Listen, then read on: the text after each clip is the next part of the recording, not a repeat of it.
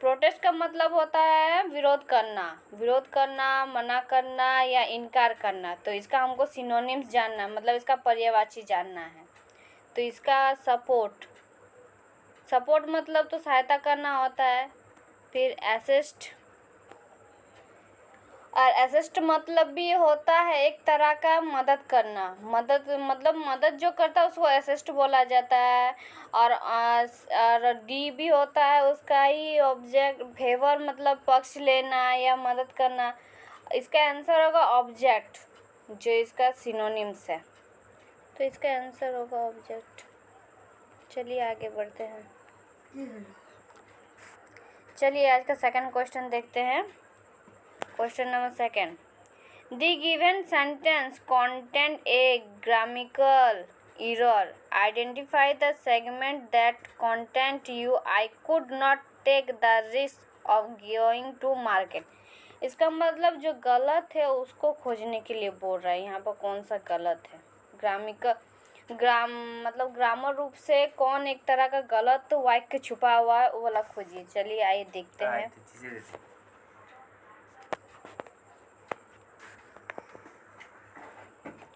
तो option number A देखते हैं, if I am you.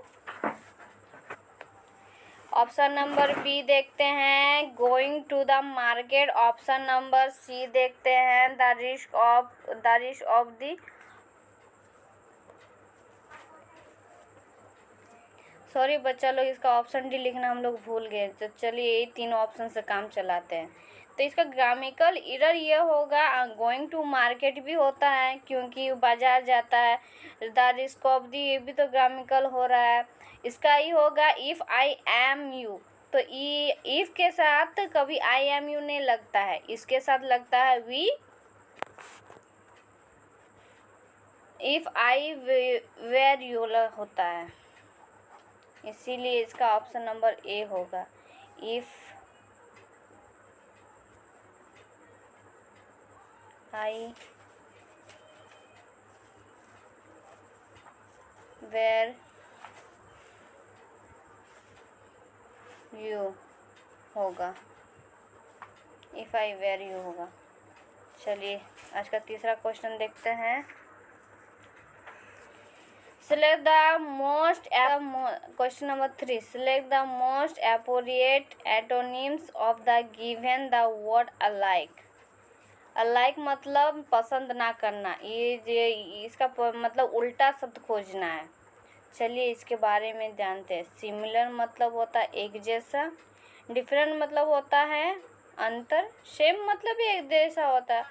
Ordinary मतलब होता है अगर हम जिसको सम्मान मानते हैं, सम्मान, उसका तो डिफरेंट या समान ही होगा, असमान होगा या अलग होगा या भिन्न होगा।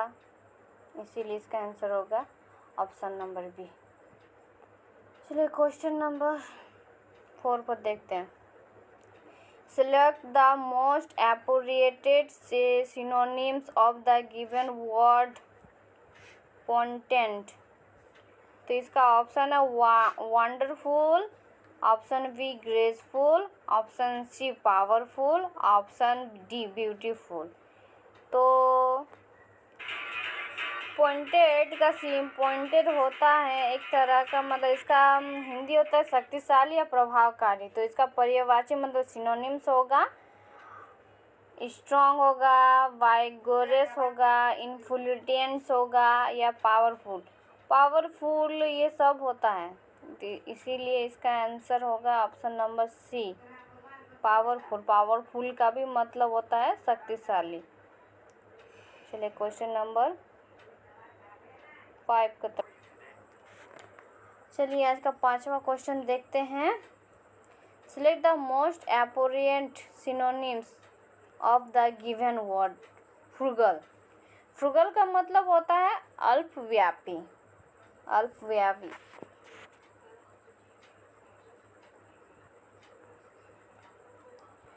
चलिए इसका सिनोनिम्स का ऑप्शन देखते हैं आज।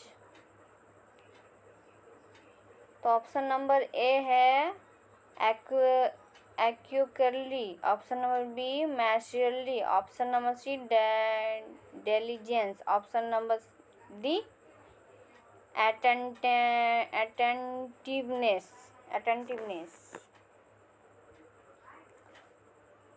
तो एक्यूरेटली का होता है शुद्धता, ये तो नहीं होगा। डिलिजेंस का होता है परिश्रम, ये भी नहीं होगा। फिर एक्टिवनेस का अटेंटिवनेस का होता है सावधानी, ये भी नहीं होगा। तो मैशरली इसका मतलब वही पर्यायवाची शब्द पूछा है। फ्रूगल मतलब अल्पव्ययी, अल्पव्ययी का मतलब होता है कंजूस, इसीलिए होगा इसका आंसर कंजूस। मैशरली मतलब कंजूस होता है। चलिए और क्वेश्चन नंबर 6 देखते हैं। Select the most apparent synonyms meaning of the given word.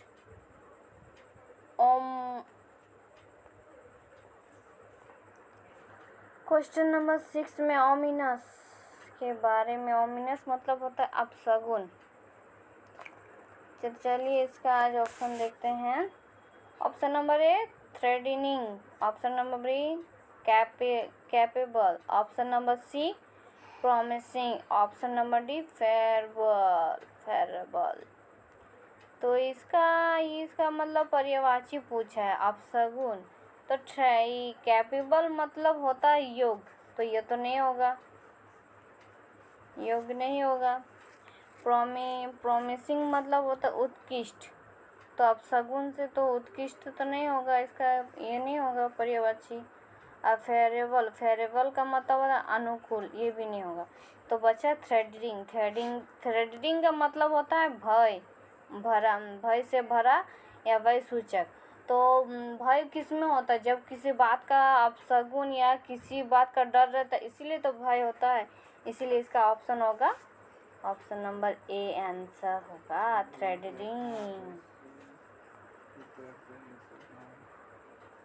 और आज का लास्ट क्वेश्चन आप सबके लिए, ये सब बताइएगा कि इसका आंसर क्या होगा। तो क्वेश्चन पढ़ते हैं, थोड़ा सा मिसप्रिंट हो गया है, सेलेक्ट की जगह सेलेक्ट लिखा गया है।